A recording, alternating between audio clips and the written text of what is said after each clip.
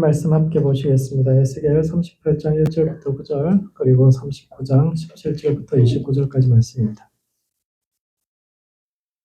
하나님 말씀은 구약 에스겔 38장 1절부터 9절 그리고 39장 17절부터 29절 말씀입니다. 에스겔 38장 말씀부터 한 절씩 교독하시겠습니다. 제가 먼저 읽겠습니다.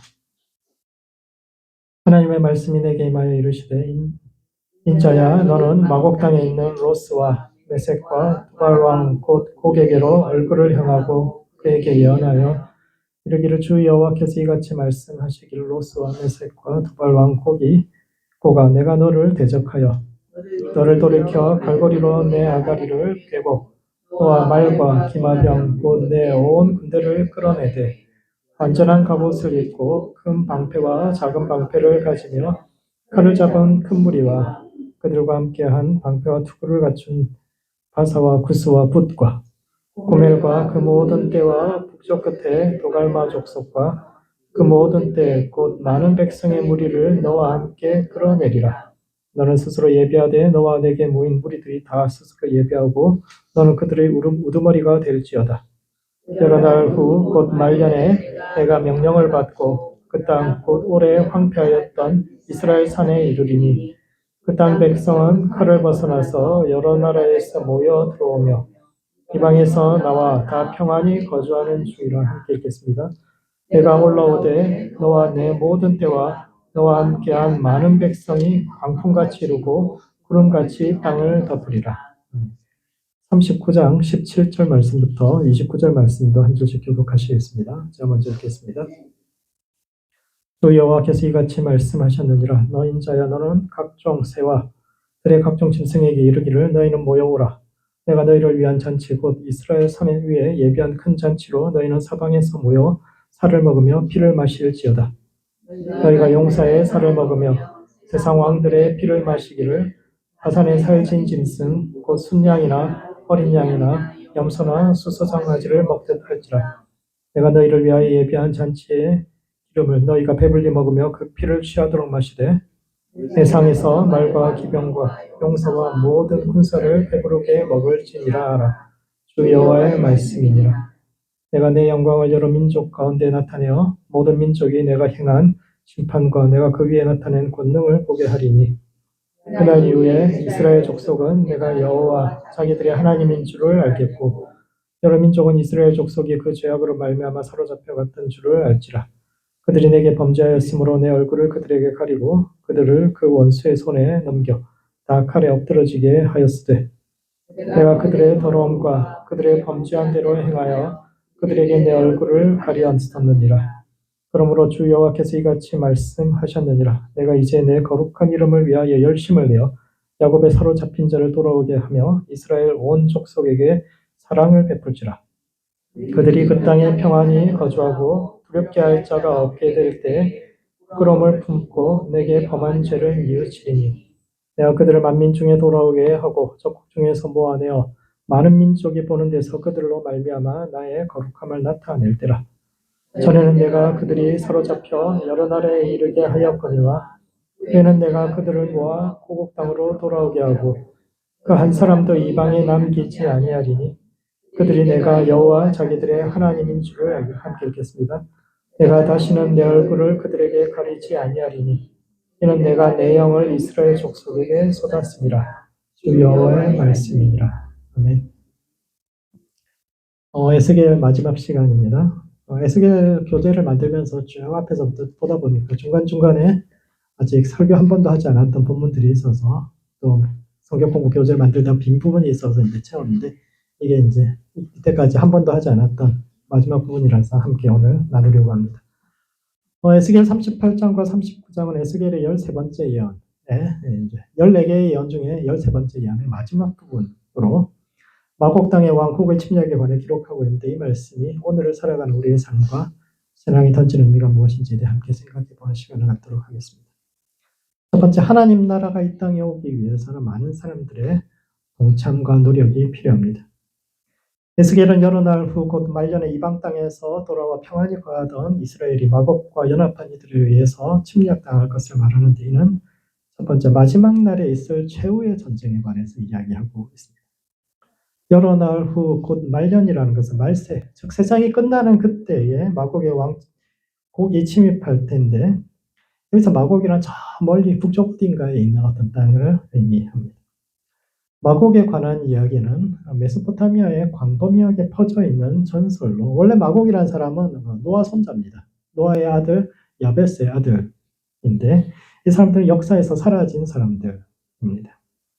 성경의 배경이 되는 근동 지역은 노아에게 세 아들이 있잖아요. 셈과 함과 야벳이 있었는데 그 셋 중에서 셈과 함의 자손들이 이제 그 지역에서 패권을 두고 다투는 지역이고, 야벳의 아들들은 어디로 갔는지 보이지 않는데 아마 저 북쪽으로 다 올라갔을 것이다, 이렇게 밀려난 사람들이죠.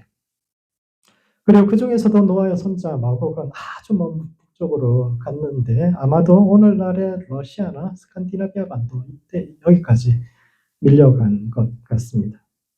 그리고 그들이 자리 잡은 땅은 저 북쪽 땅 끝이니까 너무너무 척박한 땅이고, 그렇기 때문에 이제 겨울이 되면 먹을 것이 없으니까 뭐 하는 일이라고는 이제 주변 나라를 침략해서 먹을 것을 구하고, 그렇게 해서, 그리고 땅이 원래 그렇기 때문에 한 사람 한 사람이 강력한 전사가 될 수밖에 없는, 남자뿐만 아니라 여자들도 강력한 전사일 수밖에 없는 그런 자손들이 됩니다. 39장에는 고기 군대를 이끌고 북쪽 끝에서 온다고 되어 있는데, 이제 이 부분이 히브리 원문에는 어떻게 되어 있냐면은 6 중에 하나만 남기고 다 내려온다, 이렇게 되어 있습니다. 그러니까 이 본문을 보고 이제 많은 사람들이 이게 러시아를 가리킨다, 이렇게 해석하기도 합니다. 왜냐하면 러시아가 군대가 6개 집단군으로 되어 있거든요. 근데 이제 뭐 우크라이나하고 전쟁하다가 하나 남기고 다 내려와서 중동에까지 그 전쟁이 퍼질 것이다, 뭐 이렇게 해석하는데 그런 이야기는 아니고, 원래 마곡이라는 이 마곡에 관한 이야기는 고대의 전설로 죽음의 땅에서 오는 사람들, 이런 의미를 가지고 있습니다. 현대와는 비교할 수 없지만 그래도 고대에도 상은망이라는 것이 있어가지고 스페인부터 페르시아까지 문명이 있고 사람이 사는 곳은 거의 다 서로 연결되어 있습니다. 그런데 저 북쪽 땅 끝에 있는 사람들은 그런 교역망과 상은망에서 배제된 사람들, 거기에 나는 게 별거 없으니까 거기 아무도 가지 않는 그런 지역입니다. 유대인이나 아라비아 사람들이 상업으로 굉장히 아라비아 상인은 굉장히 유명하고 유대인들도 굉장히 상업으로 유명한 사람들, 돈 되는 곳이라면 어디든지 웬만하면 다 찾아가는데, 그래서 사람이 살고 문명이 존재하는 곳이라면 웬만하면 서로 다 연결, 심지어 중국까지도 신라까지도 사람들이 로마 시대 때 다 연결되어 있었거든요. 다 우리의 존재를 알고 있었는데 마곡은 그런 교육 체제에서 소외된 지역, 그런 상인들도 가지 않나. 그래서 그곳에 어떤 사람들이 사는지 정보가 잘 알려져 있지 않은 건데, 근데 역사 속에서 잊힐만 하면 뜬금없이 나타나는 그런 사람들입니다. 평소에는 자기들끼리 막 싸우다가 어느 날이 되면은 야, 우리끼리 이러지 말고 배고픈데 다함께 연합해서 저 남쪽으로 내려가 보자 해가지고 역사에서 잊힐만 하면은 갑자기 막 내려오는, 뜬금없이 나타나는 저 북쪽 사람들, 이 사람들이 이제 마곡, 고대의 바이킹이라고 보시면 돼요. 고대 바이킹. 어디 사는지 잘 모르겠는데 잊힐만 하면 어느 날 갑자기 막 와서 완전히 다 쓸어가는 그런 사람들입니다. 그런 점에서 마곡은 야만과 죽은 자의 세계를 상징하는 이들이죠.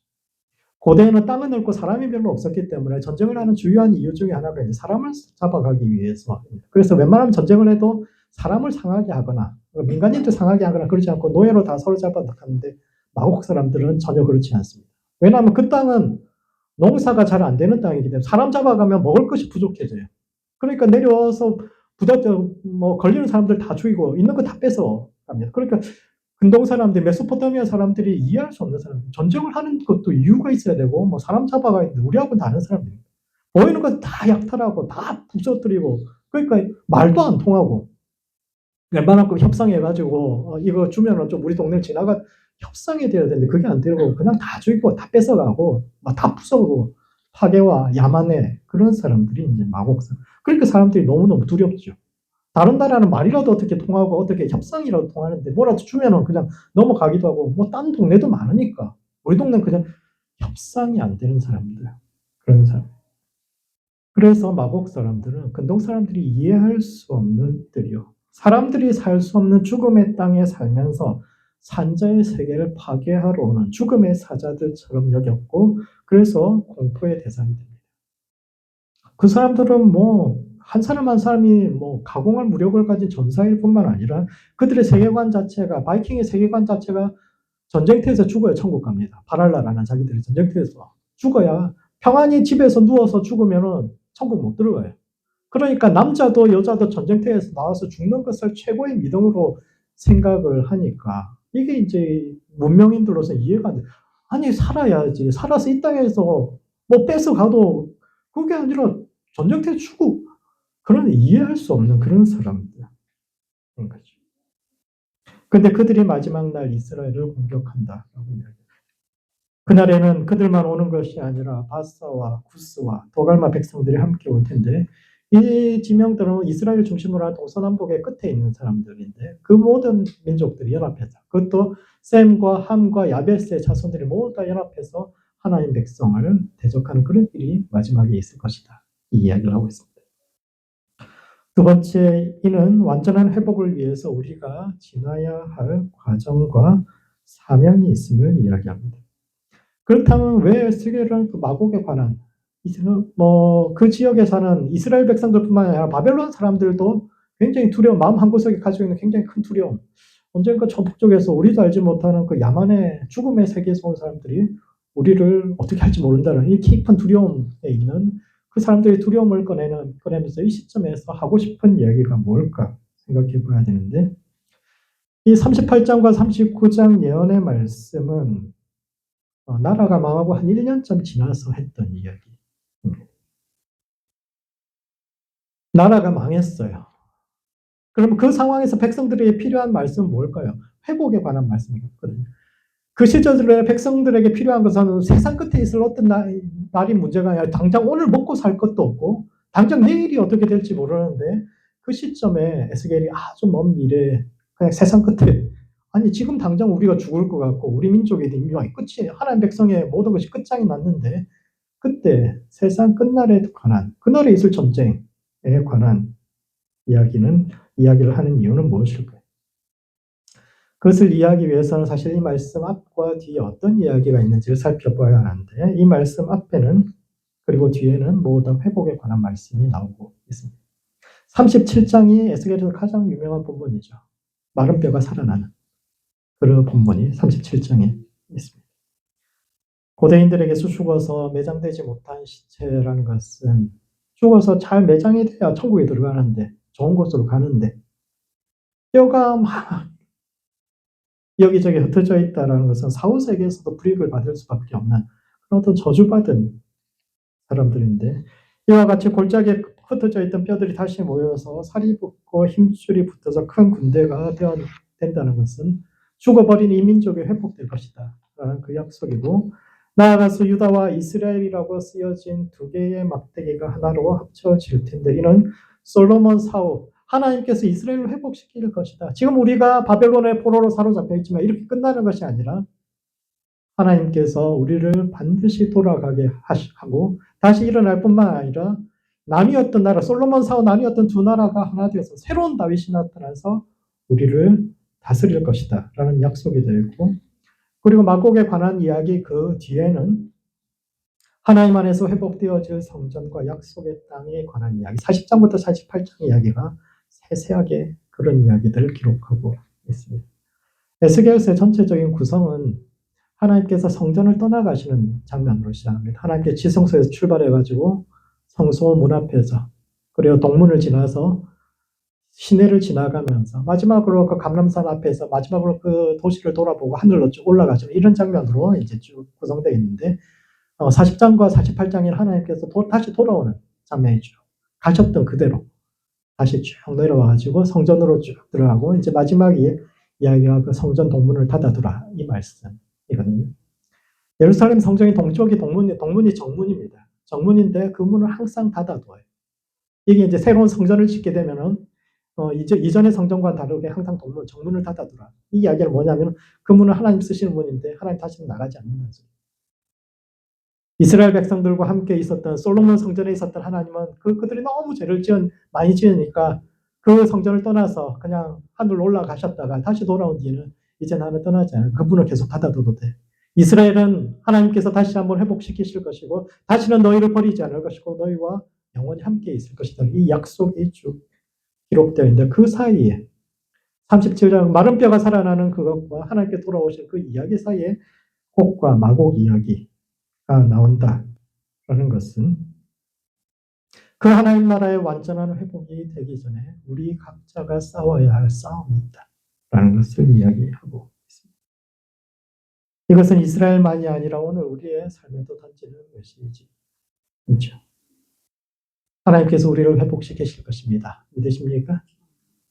하나님께서 우리의 삶을 놀랍도록 회복시키셔서 우리와 함께 영원히 거하실 것입니다. 그러나 그 나라의 회복은 거저 이루어지는 것이 아니라 저 죽음의 세계에서 오는 악의 세력과의 두려운 마지막 싸움 끝에 이루어지게 될 터인데, 그러므로 하나님 안에서 동토는 새로운 세상을 바라보면서 우리 각자에게 주어진 마지막 싸움을 싸워야 합니다. 우리가 그 어둠의 마지막 순간 가운데 있는 것. 에스겔은 나라가 망한 상황에서도 절망과 어둠 너머에서 동토하는 새로운 시대와 거기까지 도달하기 위해서 우리 각자가 싸워야 할 마지막 싸움이 있음을 이야기하는데, 나의 어둠 너머에서 하나님께서 예비하고 계시는 새 하늘과 새 땅을 바라보며 마지막 전쟁에서 승리할 수 있는 모든 성도들 되시기 바랍니다. 두 번째, 기본으로 돌아가야 합니다.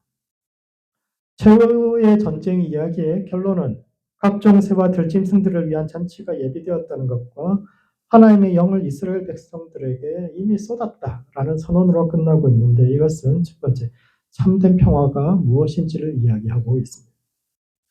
하나님은 그날에 새와 들짐승들을 위한 잔치를 여실 것이다 라고 이야기하는데, 이것은 죽은 사람이 너무 많아서 다 매장되지 못할 것이다, 이런 뜻입니다. 그 전쟁이 끝나면 이스라엘 백성들은 그들이 버리고 온 무기를 가지고 땔감을 삼을 텐데, 옛날에 무기들이 대부분 나무로 되어 있지 않습니까? 방패도 그렇고 창도 그렇고 다 그렇게 하는데, 그 모아가지고 땔감을 삼으면 7년 동안 땔감으로 쓸 것이다, 이렇게 이야기해요. 예루살렘이란 도시가 한 5만 명 정도 사는데, 거기 사람들이 매일매일 땔감 쓰는 게 상당히 많은 양의 나무를 태웁니다. 아마 나무 하러 다니고 나무 주우러 다니고 이러신 적 없죠. 대부분 다 도시에 살아가지고 그러실 텐데, 여기 몇 번 촌에서 자라신 몇 분이 있지만, 저희는 외가가 이제 어렸을 때 그 아궁이에 나무를 떼서 시골에 가면은 산에 가서 나무를 주워요. 나무 굉장히 많이 필요합니다. 하루에도 어마어마하게 장작이 필요하죠. 하루 종일 불을 떼야 되니. 근데 7년 동안이나, 그 큰 도시 사람들이 7년 동안이나 땔감을 줄 필요가 없을 정도의 무기가 버려진다는 것은 그만큼 많은 사람들이 죽는다는 뜻인데, 재미있는 점이 이 구절에서 잔치로 번역되는 단어의 원문이 제사라는 뜻입니다. 예배라는 뜻입니다.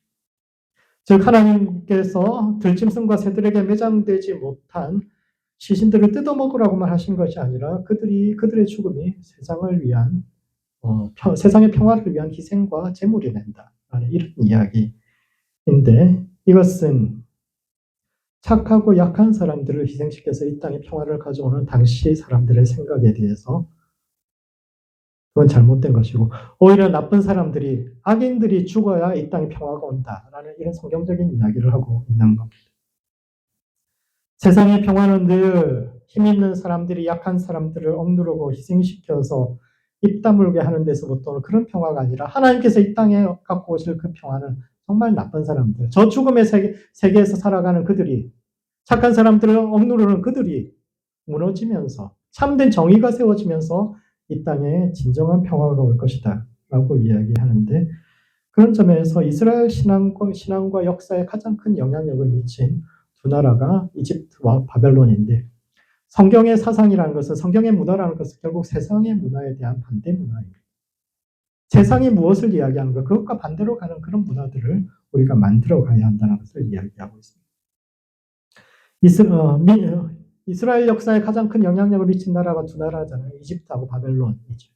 이집트는 이스라엘 백성들의 민족의 역사의 초창기에 이집트에서 종살이하면 종살이를 했기 때문에 많은 영향을 받았고, 또 바벨론은 나라가 망한 후에 그곳에서 포로 생활을 하면서 영향을 받았는데, 먼저 이집트의 경험을 통해서 이스라엘 백성들은 히브리인으로서 하나님의 백성의 정체성의 핵심인 히브리인이라는 자기 정체성과 소명을 깨닫게 됩니다.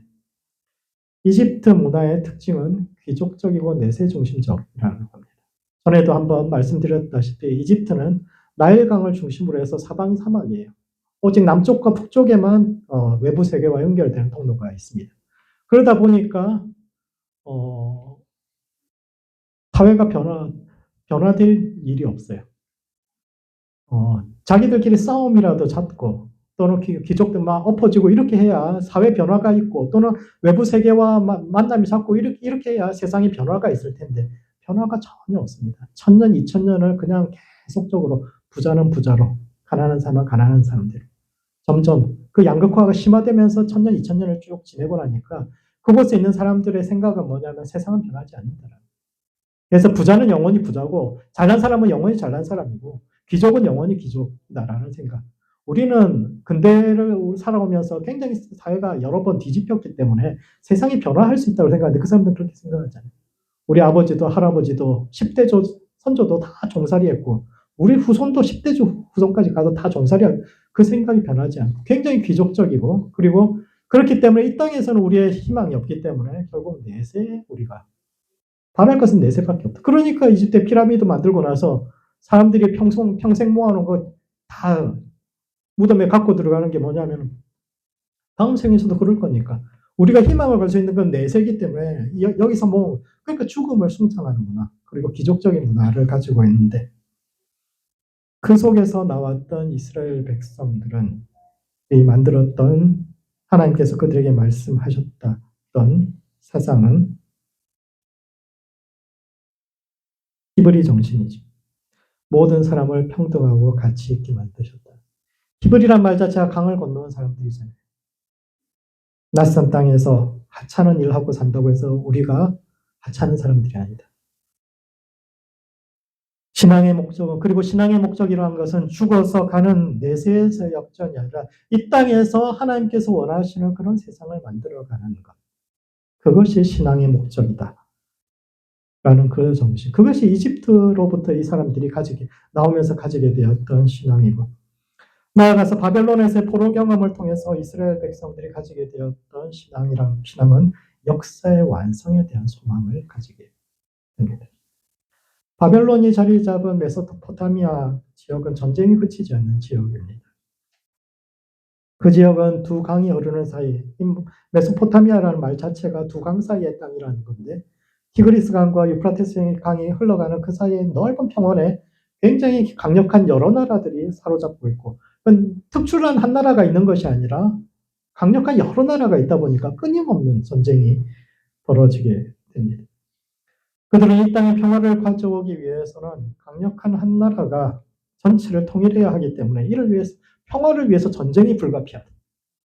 이 땅의 평화를 가져오기 위해서 누군가 힘 있는 사람이 나타나 끊임없이 전쟁이 일어나는 그런 시대를 살았고 그게 이제 에스겔이 살던 시대도 바벨론이 일어나가지고 불과 100년을 버티지 못해요.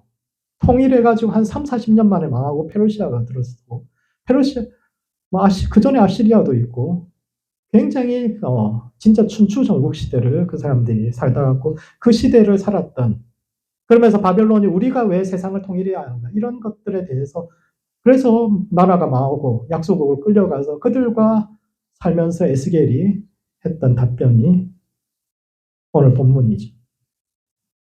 그들은 이 땅에 평화를 가져오기 위해서는 강력한 나라가 전체를 통일해야 하고 이를 위해서 평화를 위해서 전쟁은 불가피하다라고 이야기하는 이에 대해서 이스라엘 백성들이 이야기한 것은 우리가 싸워야 할 진짜 싸움은 따로 있다고.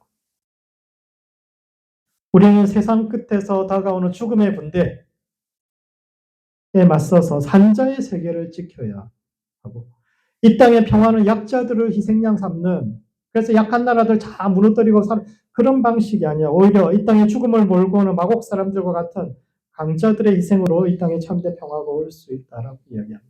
참된 평화라는 것은 힘 있는 사람들이 약한 사람들 줄 세우고 무릎 꿇리고 그런 방식이 아니라 사자가 어린 양과 함께 뛰어놀고, 즉 평범한 사람들이 두려움 없이 자유롭게 말하고 더불어 살아가는 방식으로 이 땅에 이루어져야 하며, 따라서 우리끼리 싸울 것이 아니라 오히려 죽음의 문화에 대항해서 산자의 문화와 산자의 문명을 계속적으로 발전시켜 가야 한다라는 그 주장이 최후의 전쟁에서 에스겔이 하고 싶은 이야기입니다.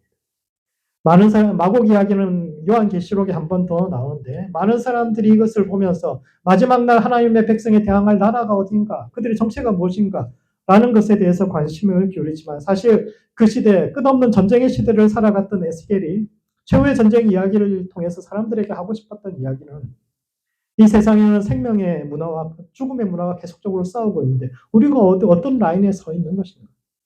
우리는 정말 평화를 가져오기 위해서 끊임없이 전쟁을 일으키는 그런 길에 서는 것이 아니라 참된 평화가 무엇인지에 대해서 묵상하고, 우리 신앙과 또 우리 문명이 이 시대가 가야 할 방향이 어딘가에 대해서 이야기하고 있는데, 그런 점에서 세상에서 성도들이 싸워야 할 참된 싸움이 무엇인가를 고민해야 합니다. 세상이 이야기하는 것은 늘 남들 짓밟고 올라서가지고 저 높이 올라가는 그것이 정말, 그래서 머리가 될 좀 꼬리가 되지 않게 해달라고, 그것이 최선인가? 아니면 정말 이 세상이 바른 쪽으로 가기 위해서 무엇이 바른 방향인가에 대해서 고민하고, 에스겔은 그런 점에서 정반대의 길을 이야기하고 있는 거죠. 마지막으로 하나님의 은혜와 성령을 구해야 합니다. 이 이야기의 결론은 마지막 구절은 내가 내 영을 이스라엘 족속에게 쏟았다 라는 구절로 끝나고 있는데, 특이한 말씀이죠. 미래에 관해서 이야기한단 말이에요. 미래에 관해서. 지금 이스라엘 백성도 회복되기는커녕 나라가 망한 시점인데, 나라가 회복될 뿐만 아니라 최후의 전쟁을 거쳐서 완전한 평화까지 갈 것이다. 아주 먼 미래의 이야기를 하고 있는데, 그 결론은 나는 내 영을 그들의 위에 쏟았다라는 과거형으로 기록하고 있습니다. 미래를 이야기하지만 과거형의 동사를 쓴다는 것은 이것이 하나님 안에 결정되어 있는 미래이며 지금으로부터 시작되고 있다라는 뜻인데, 하나님의 성령이 답이다, 이런 이야기죠. 예언자들이 가졌던 문제의식은 뭐냐면은, 이 세상의 역사의 가장 큰 문제는 뭐냐면은 하나님의 영이 인간을 떠나버린 겁니다. 이스라엘의 에스겔이 보았던 그 환상은 하나님의 영이 그 성전에서 하나하나 지성소에서 성소를 거쳐서 동문을 거쳐서 감람산 땅에서 올라가는 것이, 그것이 이스라엘 역사, 이스라엘 성전에서만 일어나는 것이 아니라 우리 마음속에서 일어나는 것입니다. 하나님은 우리 마음 깊은 곳에, 영혼 깊은 곳에 우리와 함께 계시다가 우리가 죄를 지으면 조금씩 그 마음에서 나와서 우리 몸을 떠나서 결국 하나님께서 올라가 버리는 것. 그래서 하나님의 영이 더 이상 인간과 함께 할 수 없다라고 선언하신 것. 그래서 예언자들은 우리의 미래는 어디에 있는가? 우리의 문제는 결국은 하나님께서 우리를 버티지 못하고 그냥 가버리신 것이고, 따라서 우리의 구원의 가능성은 하나님께서 새롭게 부어질 영에서 성령 강림으로 거기에 우리의 소망이 있다라고 이야기해 왔는데, 하나님께서 에스겔에게 그 성령을 부어주시겠다고 약속한 것이 언제인가? 그것이 마지막 그 전쟁을 싸우는 사람들 위해 부어주시겠다라고 말씀하신 겁니다. 어떤 사람들 위해 성령이 임합니까? 은사가 있는 사람들 위해 임합니까? 신앙생활 열심히 하는 사람들 위해 임합니까? 하나님의 영이 임하는 사람들은 어떤 사람들인가 하면 마지막 싸움을 싸우는 사람들. 즉 이 세상의 가치와 방향을 떠나서 하나님을 향해서 돌아선 사람들, 곧 참된 가치와 영원함이 무엇인지를 바라보고 그 나라를 위해서 자신의 삶을 드리는 이들 위에 하나님의 성령이 임하시며, 그분의 영은, 그렇게 우리 안에 들어오신 그분의 영은 우리의 자아를 깨트리고 삶의 방향을 바꿔 하나님께서 우리를 처음 만드신 창조의 때로, 그리고 처음 우리를 부르신 하나님 백성으로 부르신 그 부르심의 때로 돌아가게 하는데, 그러므로 기본으로 돌아가야 합니다. 하나님께서 처음 우리를 부르시고 우리를 지으신 그때로 돌아가야 합니다. 우리는 히브리 사람으로서의 정체성을 가지고 있습니까? 강을 건너 남의 땅에서 아무것도 아닌 존재에게 찾아오신 그 하나님에 대한 절절한 사랑과 감사를 여전히 가지고 있습니까? 또한 우리는 역사의 끝에서 모든 것을 완성하실 주님을 기대하며 그분과 함께 싸울 준비가 되어 있습니다. 하나님의 백성으로서의 정체성과 사명을 회복하고 기본으로 돌아갈 수 있는 모든 성도들 되시기 바랍니다. 말씀을 정리하겠습니다. 에스겔 38장과 39장 역사의 마지막에 있을 최후의 전쟁에 관해 이야기하고 있는데, 첫 번째, 절망의 시간에도 하나님 안에서 동토하는 새로운 시대를 바라보아야 합니다. 마곡 이야기는 마른 뼈가 살아나는 이야기와 하나님의 성전이 회복되는 이야기 사이에서 그 나라의 회복을 위해서 우리가 싸워야 할 마지막 싸움이 있음을 이야기하는데, 어둠과 절망의 시간 속에서도 하나님을 바라보며 내게 맡겨진 마지막 싸움을 잘 감당하여 승리의 면류관을 얻을 수 있는 모든 성도들 되시기 바랍니다. 두 번째, 기본으로 돌아가야 합니다. 최후의 전쟁 이야기는 강자가 약자를 무릎 꿇려 평화를 이루었던 그 시대에 죽음의 세력에 맞서 산자의 세상을 지키며 참된 평화를 만들기 위해 싸우는 그 사람들 위해 내리는 하나님의 성령에 관한 이야기인데, 이와 같이 신앙의 기본으로 돌아가 히브리인이라는 하나님 백성의 정체성과 역사의 끝에 모든 것을 완성하실 주님에 대한 소망과 믿음을 잃지 않는 모든 성도들 되시기 바랍니다. 기도하시겠습니다. 기도하실 때는 먼저 기본으로 돌아가는 성도 될 수 있도록 자신을 위해서 기도합시다. 부족하고 연약한 우리를 찾아오신 주님께 감사하고, 우리도 누군가에게 손 내밀어주는 성도, 어둠과 절망의 시간 속에서도 소망을 잃지 않고 하늘 바라보는 성도 될 수 있도록 자신을 위해서 기도하시고, 두 번째는 각자에게 주어진 마지막 전쟁을 잘 감당하는 성도와 교회 될 수 있도록 서로를 위해서 기도합시다. 내 삶의 어둠 가운데 주님께서 찾아오셔서 위로하시고 어둠에 삼켜지지 않고 하나님 안에 동토하는 새로운 날을 소망 가운데 기다리며 마지막 싸움을 싸우는 모든 성도 될 수 있도록 서로를 위해서 함께 기도하시겠습니다.